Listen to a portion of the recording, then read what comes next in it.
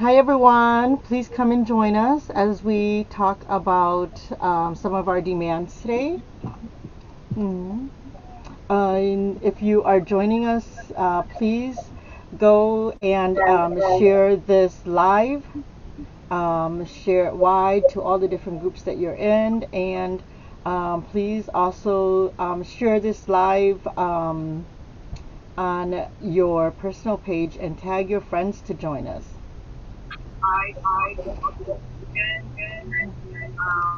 So we are, coming together as a Freedom Inc. team again today to really share with you all some of the demands that our Southeast Asian team are putting out in response to some of the things that we actually really need during this time. Ya tini nhiều khola compay na thani mua pe dai video nó share mu share do cholin chu tu shini nhớ cho group tu che mo share mo do cho group de ka thong ka chi chua shada ya nu na pe lo na ya pe shada lo okay lo tha sa hai tia pe cho ô hulu no le pe cho pa nia shada pe po to hai tia pe sa to thế pe tông cản cho cái ba lý trà pe tông cản có mua cái chị kho lý trà theo lý lộ yo là ba tô trời cho tới mình ô ni tô mua xử lý pe tô bỏ chỉ là tô lú week nào ya vấn đề nó pe yo ga một thà cho pe cho cái tông cản nó chỉ pe yo hai lục mông thiết lùm cả tí xí na. So we're going to talk about some of the demands that we are putting out, in response to a lot of what's been happening, and demands that we as Southeast Asian women, as women of color, we really, women and queer, gender nonconforming, LGBTQI folks, like we actually really need during this time. So we'll be speaking in both Hmong and English, just so that we're reaching all of the language needs for our viewers. Our first set of demands is really demanding divestment, ending the police state. So we're asking for community control. Really let the community take control.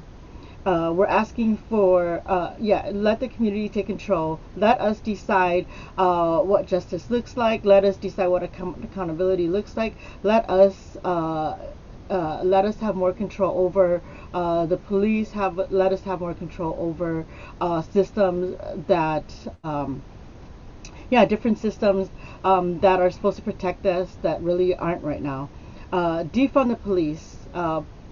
We're saying the police doesn't need any more investment. That money could really be invested in other programs and other spaces and other resources that really can benefit communities of color, especially black and brown women and children. Police-free schools. Take the police out of our schools. Our children do not need the police in schools. Our children are there to learn, and our children are not there to be policed, to be surveillance. And police in schools actually has not been protecting our children. So remove police from schools. Defund ICE. Cancel pardons and all final orders of removal. And we need the right to return. Our people need the right to return and come back home.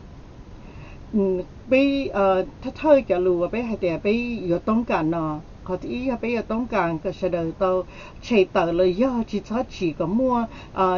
cho ở đây lý bây giờ hai tất cả anh gì là này ya có ý bây giờ chủ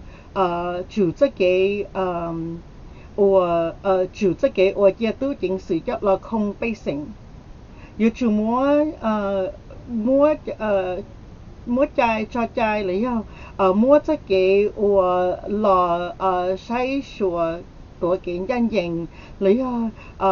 จะเกี่ยวเราจ่อหัวใจเรานะมุ่งในตะการเราโจจะไปสิ่งว่าจะตัวให้จะจ่อที่จะใช้ใช้เนี่ยเตินจะตู้จิงสื่อที่ทั้งหมดเนี่ยจีมูโจจะตู้จิงสื่อเลย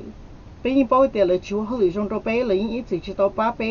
มั่วจะเนี่ยเช่นหันนี้จะเราไม่สื่อจะเลยยาโอ้ยเราป้าใช้ไปรู้สิจ้า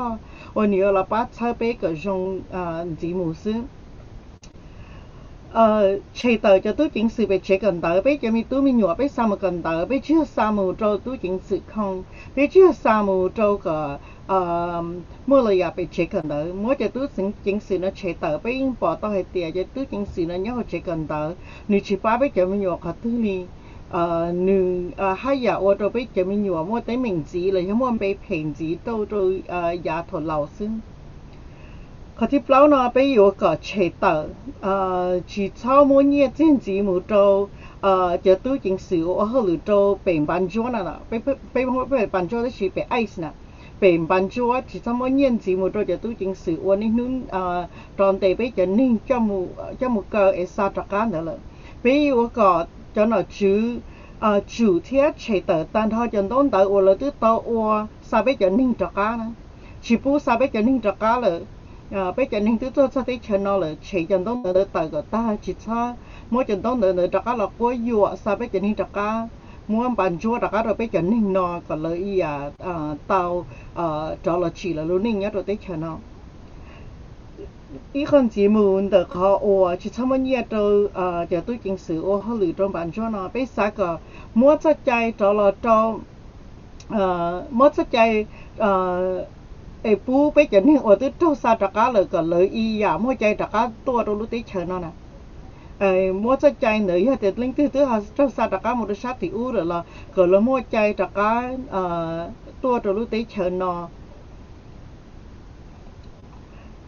In addition to our divest demands under here, we also have to put an end to U.S. militarism, repair the damages caused by U.S. militarism, hold accountable Americans abroad who rape, traffic, and assault children, women, and gender nonconforming folks forced into a global sex industry, defund the military, pull out from countries, recognize the harm that has been done, in particular the sexual violence, and stop sending U.S. troops to other countries. คนจีนมูยอไปสาก็จู่จะเกว่าจ่อว่าจ่อไปสาก็รู้ได้เชนเนาะได้เชมิกาเนาะก็นึคอได้ยาวออเมริกาโตอปัววิจะเกมูว่าจ่อว่าจ่อเนี่ยเราจะได้เชเราต้องมูว่าจ่อว่าจ่อไปสาก็ให้ไปต้องการให้เตียก็มีการใช้ก็ใช้ก็มั่วเก่งย่านยิงโจที่โจจีโจจอนึงอเมริกาอัวนูมูมอเด้งก็อยู่มั่วเทียอัวเพยโจจะมีตู้มีหยวจะป้อนเนี่ยเทียจะนึงอวนnữ xã thì bây giờ là nữ chỉ có chỉ nên là nữ chỉ có này nhớ đâu trở tới chợ bây giờ cái giấy tờ cho nhia ở mua một ở chỗ ở chỗ này chỉ cho mua nhiên gì cho một đôi lúc tới chợ nó ở chỗ cho là lúc tới chợ là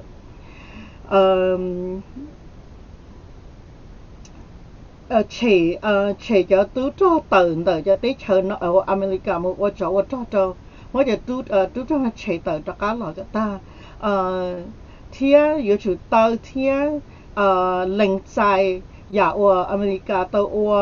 ở pay ở mỏ tờ là lưu tới chợ xử lý chính chính ý họ chính chính nhá cho cái ở pay ở mùi yuan định cho bọn nhà mi yuan nhớ rồi tới chợ ở là một chỗ nào lấy là mua tú cho một nhớ chỗ nào thiên yêu chủ chỉ sáu sa cho tú cho một chỗ là lưu tới chợ gì đi là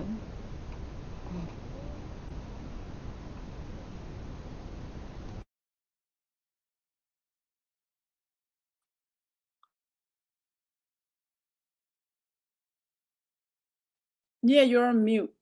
Sorry. Sorry. Hello, everyone. My name is Mai Mo. I do gender justice work at Freedom Inc. And I work with survivors and victims of domestic violence. I will be going through another part of our demands, which is investing in our communities. Nhớ trong chờ đợi của rùm bề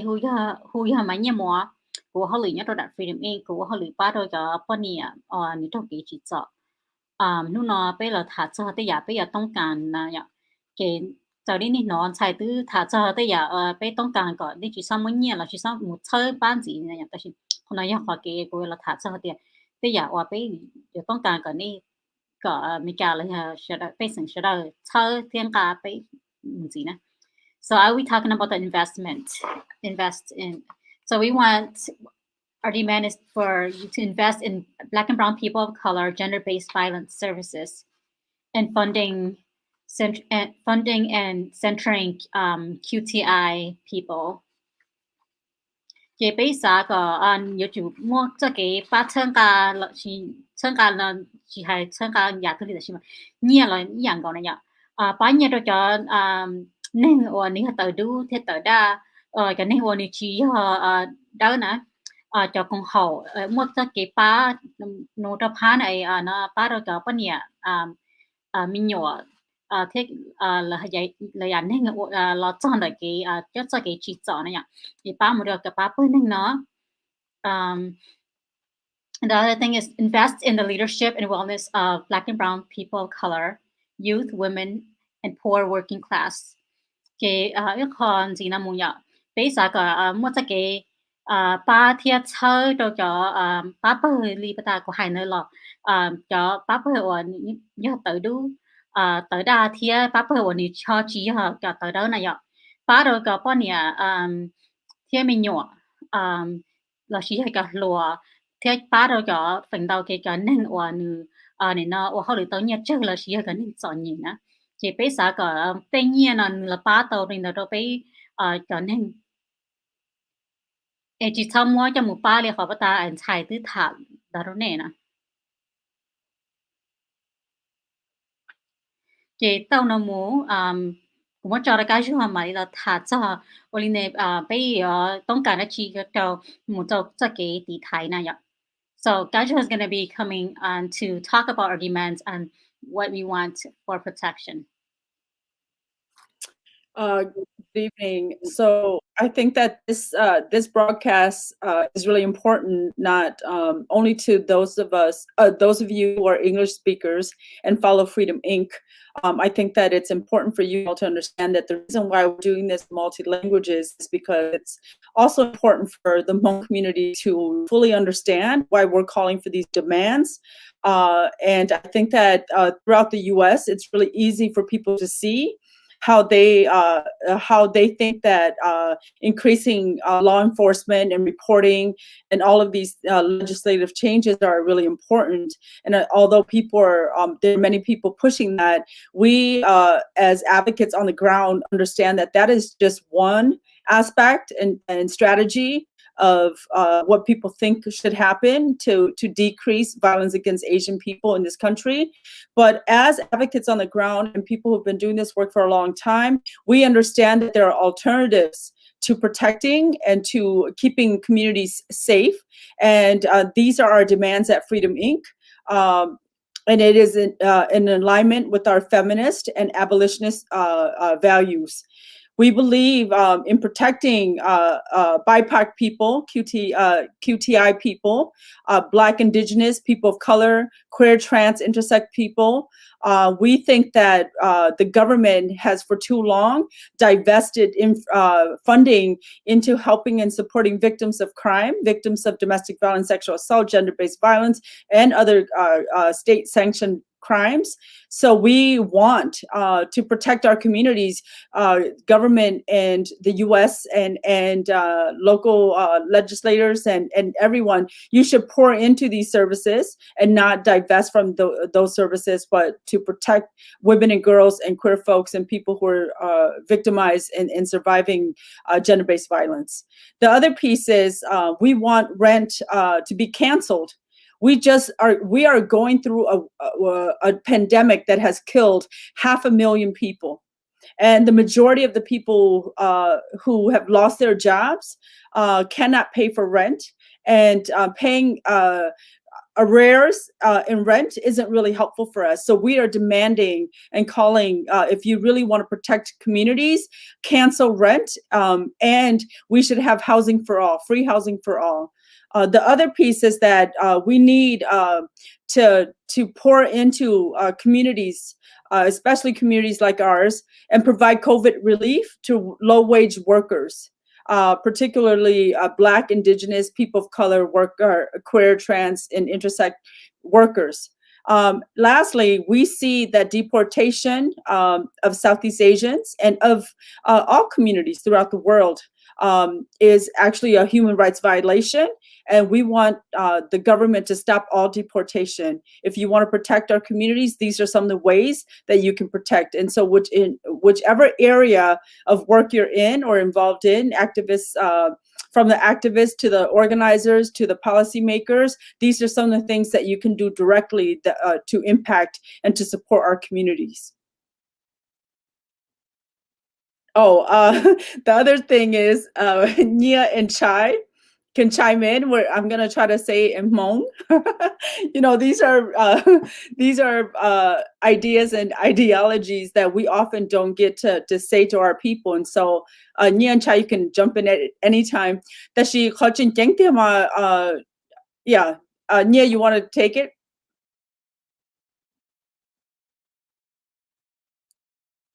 You're on mute. Okay, kuma hai min chi sama. So, I know, this is a serious podcast, but what I'm trying to say to you all is, I dream in Hmong and I argue in Hmong, but oftentimes it's hard to like switch back and forth. 但是我曾經比賽啲有呢啥啲台北嘅得住你比就比成啲就能嘅用嚟比啲就能做啲就能嘅就看一就得場咯只打你就能就do 不好 do 啲就能嘅queer intersect 啲 trans 就半年只能蹲菜都半年有了温菜只能有了我都贴đó trên cho hai nâng nó thế bây cho nâng nó chỉ bây giờ họ chuyển chính chấp rồi nè do chủ bây đó trên này government yêu chủ tao muốn nhia là ba cho bây giờ nó cho đâu chỉ cho chạp lại cho họ tu lúc tết chờ nó chỉ ta lên đó chỉ thì yêu cầu là mua đó chỉ mua nhiên gì là ba cho bây giờ nó sẽ chỉ ta lên đó thì cho họ bên nó khó bảo để covid nó là nữ tự ô tô nữ mua li chỉ bộ tờ lên tự tua tự xỉa cho họ vì để mua covid còn nó thì hơi khó thì nâng mua họ lựa chọn tuần đầu tuần nâng nhau bây giờ tự xỉa mua thì chỉ ta lên đó cho chỉ xỉa cho chỉ nhau là bông họ lựa ta mua họ lựa chỉ mua nhia là thành cái vang cái chế bây giờ thì họ chuyển chính mà chỉ họ thì mỗi cái government mỗi nhia là cho nên thành cái chế sư但是cái government thì chỉ nó muốn cho bây giờ covid nó chỉ xong mỗi cái chế đó nâng thay lại bây bỏ thì họ nói là nếu ba bây hàng thì chỉ ta lên đó nếu ba thì cái này rất rõ nhỉ gì là cái cho nuôi covid ta cho vì tiền năng chỉ tao mua thì tôi bông hồi tao tu lo là nè cái chỗ nên hỗ trợ thì cái chế sư nói những chỗ chỉ tao because mua nên tao chế năng là tôi chỉ thành cái chế tao ở bên lì nó là ý tưởng nó là mua là giờ thì bông hồi này giờ thì chỉ ta lên đó bây giờ thì COVID relief nó là sản nghiệp tua ba bây giờ đó là nên đâu tổ chức tổ chức nhiều nó thì là chỉ tổ cái ba bây giờ thì họ chuyển chính mà cho nên cho nhiều thế cho nên ở hậu lư chỉ tổ nhiều đâu nữa yêu chỉ tổ yêu cho nên government ba cha theo yêu chỉ tổ mỗi nhiều tổ ba cho bây giờ nữa thế cho nên được chỉ ta lên đó bây giờ bảo hết thì cái sẽ từ một covid li nó năng từ cho nhẹ thì năng từ nhau xia là chỉ năng từ mua cho xia là mua cho bông hồi là muaแต่是lu government nó chỉ nên nu sản năng cho cả một lo tê một nhà la tê một khai mình tê bây bỏ thì họ nói nhiều ít họ chỉ dùng cho bây chỉ năng vì hết lý giải cho họ bây từ mua cái nhau xia một nó chỉ có mua bây giờ năng sa cho cả mua deportation mua bây giờ năng sa cho cả một bây giờ tê chuyện đó chỉ họ nói nhiều họ bây thọ cho government nó chủแต่是nó only nó chỉ ba bây chỉ thì Thái bây chế năng thiệp bây lúc rồi so cho Hà nó sẽ try and Manya, you want to add anything? Yeah, I think của chú hay mình chỉ sử dụng cho cái thì Thái nó nè giờ tới cái thì Thái nó thở với hải ninh mong với thở với hải ninh với thả cho cái thì Thái nó với sát cho cái thì Thái đó xử lý cái thì thái đợi yêu tụ khen cái thì thái đợi yêu chén cái đại tớ thế nào bây giờ sao cho cái thì thái nó nếu lo nữa nó chú cho lừa nó chú yếu chú thế cho cái là thì thái ấy chỉ cho muaเลยจะจ่ายเลย这个就说这个空杯呢là hai tỷ cái thì thái杯đó chỉ phình đầu ní cái là không杯จะจ่าย我了我chỉ tờ níจะจ่าย我hay là không là hai我chỉ dùng đồ杯xử lýจะจ่าย我bây giờนึงsao trả cá loจะจ่ายlà tao mua tiền như thế lý muaจะให้mua tầm lúa muaจะbán cho 我个牛肉的杯จะนึงlà thế này ạ chân tí giờ trong này tí giờ bây giờ bỏ tên này cái thì thấy đó chỉ bây giờ chụp tô sai còn thâu được trên cái đại tờ nữa. So protection is beyond like the skin and the body, you know, like the physical body. We with like the protection, as Kaju has talked about, our demands really is like in all policies and everything, like center all the things that were listed under our protect demand.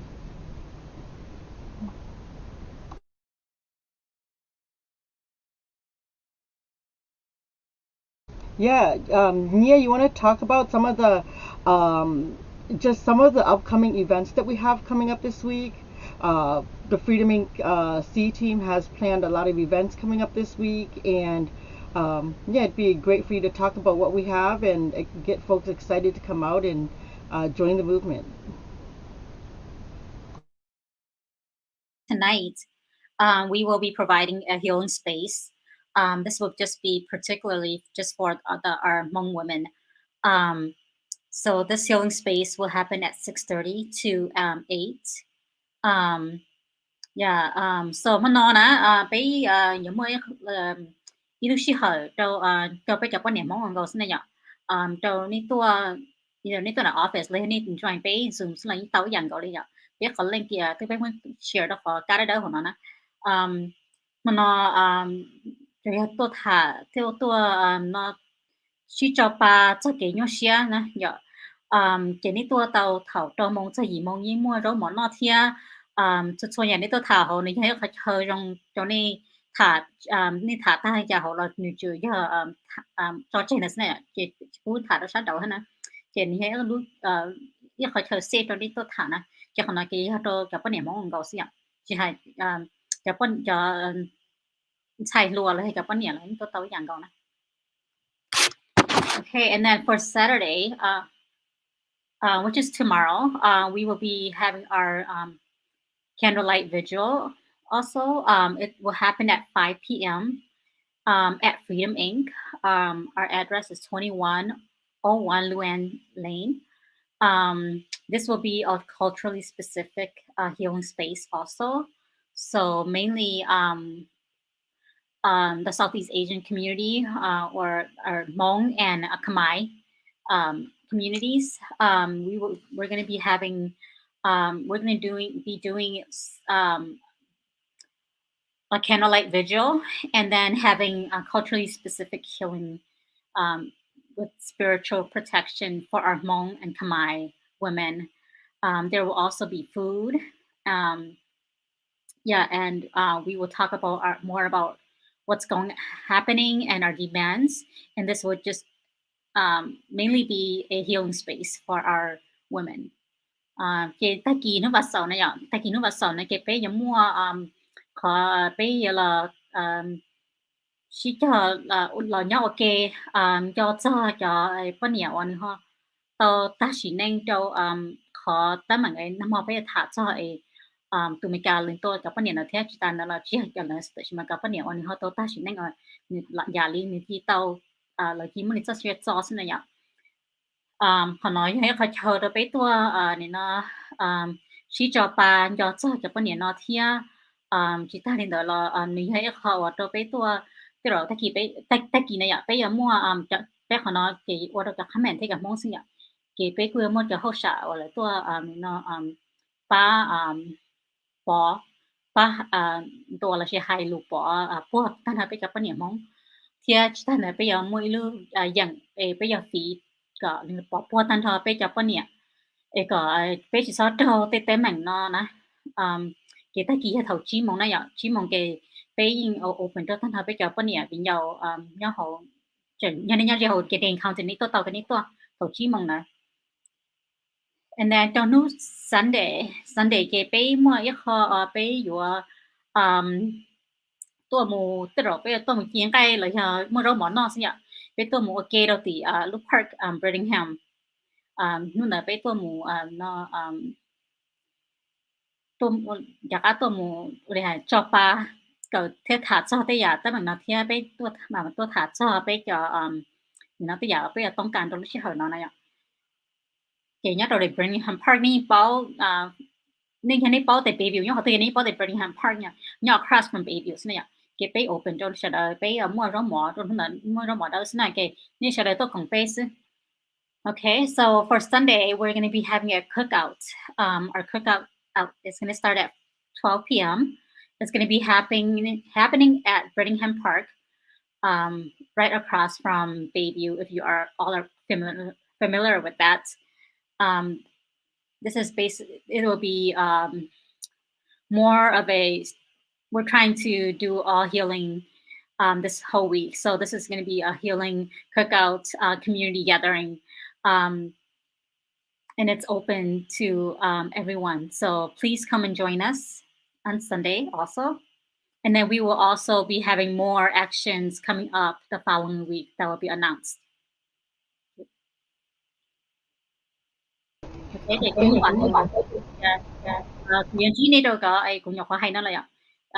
either món nọ là ní tôi tao họ nút Saturday là bên mua họ nút Sunday là bây giờ mua thế này ạ cũng và thế chỉ là ní tôi cũng bé thế ní tôi bắt chơi bé tôi cho cái trang nhận là thế này ạ thì lúc bị tận tên là bé mua đã chín gì là bé mà lấy đặt cả hai đâu nên sẽ là bao thế để so I think that it's for some of you who are asking like what are other ways that we can help directly Asian American Advancing Justice in Atlanta is requesting that folks sign on to a collective community statement. Zhong or somebody will definitely put that up. So please look them up and sign on to, you can sign as an organization or you can sign as an individual. I think that the donations to the victims and their families will be extremely important. Many of them were single moms and have families that are left behind. In addition to that, put in some work locally. If there are local organizations that you all can support, especially Asian American organizations, please do that. Yes, and then there is a crisis response resource that you can look at if you're interested in trying to figure out what to do and how to help yourself, how to help your community. And so these are important things that we're asking community to do. Ya tia ne yom mong e nim long pe hai na ne sa tia yo oli cha the pa to le che nang thiet cho che nang ma le definitely the sixth family that ma le ne le cho grandma or le cho po le cho sister na ma to lu week na na ne sa tia yo oli cha the pa to le kho chen cheng the son do le ya cho nang cho nhẹ là chúng mình nhẹ thế là mình tụi mình nhồi đất này giờ thế này mình nhẹ là để sáng nhẹ từ bây từ cho là họ chơi sáng nhẹ nó nên sáng nhẹ một bát là tàu chỉ ta lên đó cho đất này Asian American Advancing Justice lúc còn hậu nó nên nhớ Jane đã thắt chặt đó nên mỗi họ statement là nên mỗi cho lù là sao thế giờ này chẳng lý luận chẳng thế nó chỉ này sai là cho là statement là cho lùn thôi này muốn này sign on yeah là you sign on yeah you tin lăng sẽ là okay giờ thì you muốn công họ sign on sa từ số ba lỡ nó là đất này nem hồ là họ website này họ sign này lúc bây giờ là họ chán đời này thế chỉ ta lên tới giờ thì này thiết kế ba rồi này xây dựng or này chiến năng or này lúc còn hậu nữa chị mua ít kho ở Georgia AAPI Community Care là mua ít cho resource nhé hồi thì có một cái kho website đó nó trên có thể bảo thì you take thì là mua thì là mua nên tôi giờ có bám có một hồi chị có thể thì tôi kể báo rồi có tôi khen thấy có chuyện này. Oh, sorry, somebody's dog. Jeez. Look, it's not yet. Okay. So, darling, does it Chime? You want to close us out? Yes, thank you everyone for joining us today. Yeah, 我做的是了，我那是了空白的经济哦。如那边还是经是在是北上了海的时候个了包海点，北只要豆多了，还là豆炸啦，炸酸刀是呢。被豆炸被炸酸刀被海的那了要为海点，被啥个能摸给了去烤热热。要的呀，我有了几靠背就要的底下，有了几靠个让着错零错度只要着，一海宁是的是要着等他错海宁我只要没干到那样。Thanks for joining us for our quick live today. We really wanted to come and put out some of what our demands are in this time. We aren't just raising our voices. We aren't just protesting or mobilizing for nothing. Like we have demands that we have been asking for over a year now, and this is why we keep asking for these demands. So please join us for our events and find out different ways how you can join us locally and join all of the national work. Mm-hmm. Last thing I want to say is that I think it's really important, especially if you're Hmong listeners, that it is important that as Asian women, we are extremely concerned and will fight for our liberation and our freedom and our safety. But again, not at the expense of throwing any of the other groups under the bus. And so we can be pro-Asian, pro-Hmong, pro-Asian women, pro our communities without being anti-Black, without being anti-Indigenous, without being anti-people of color. And so this is something that's extremely important to us. Khana pe la hai ne se da ya te ne mong ne mong pe hai mong na I kha chen cheng cha pa pe ya pa ne mong te pe ya pa ne Asian te pe hai ne te kha chen cheng cha ma pe yin ya wa ho lu te pe yin ya tie ge la pa pe tu khang te ga ze pe ji za zhou ge ji za te pe hai ne la ji za zhou ge ji za da shi pe hai ne te pe yo chi wa pe yo chi la ti tai pe tu khang te la pa pe tu khang I don't know how to say yeah at the expense of là cho bọn này do or là cho hai năng do or là hai năng bây giờ ba thế bây giờ chân cả bây giờ năng đó bây giờ chỉ là đó chỉ là chân thế ba bây giờ năng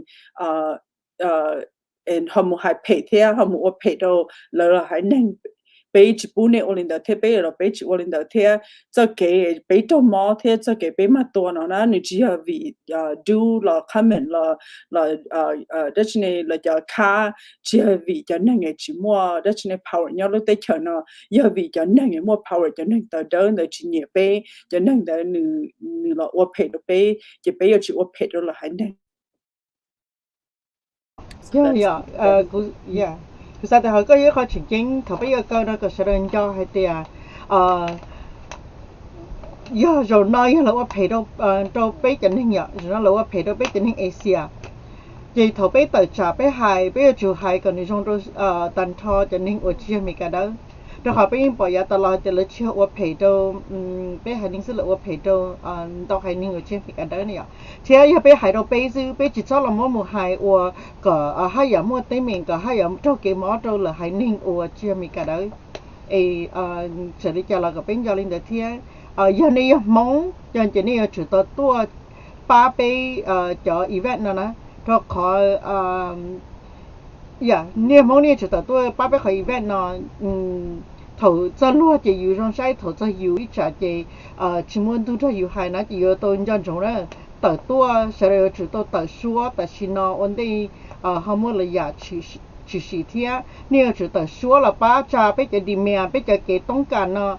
có nó chỉ mi cả cóจะนิ่งย่อไปใช่ย่อจะย่อไปstay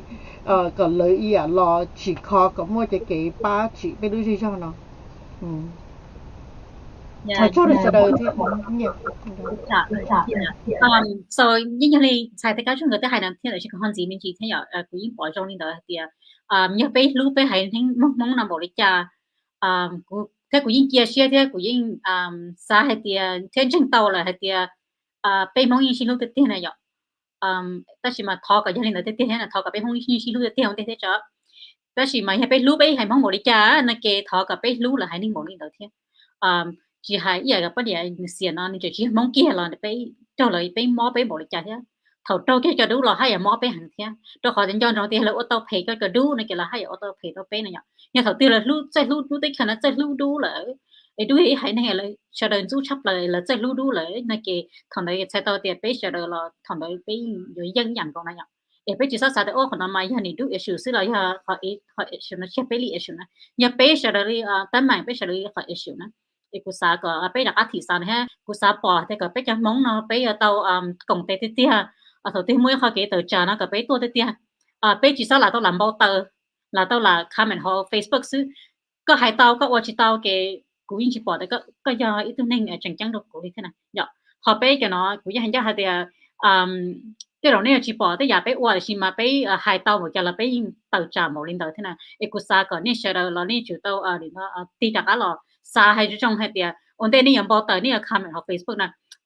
cho nên chỉ muốn đi lúc còn cho trả lời hay muốn đi lúc chế cho mù cho bé té họ nếu chỉ nhau này hay thế này chỉ hay này muốn cái, để cô sa cái bé đặt thả thế xa cho nó nè, còn nó chia thì cô hay nè, cô chúng sao bé cảm mong, cô yên ý lúc bé cảm mong thế cô yên chân để bé cảm mong như cái xin luôn, cô sa có bỏ họ cái xin luôn nó có lo chắc là nó muốn xí nè, để ở trong này sẽ được.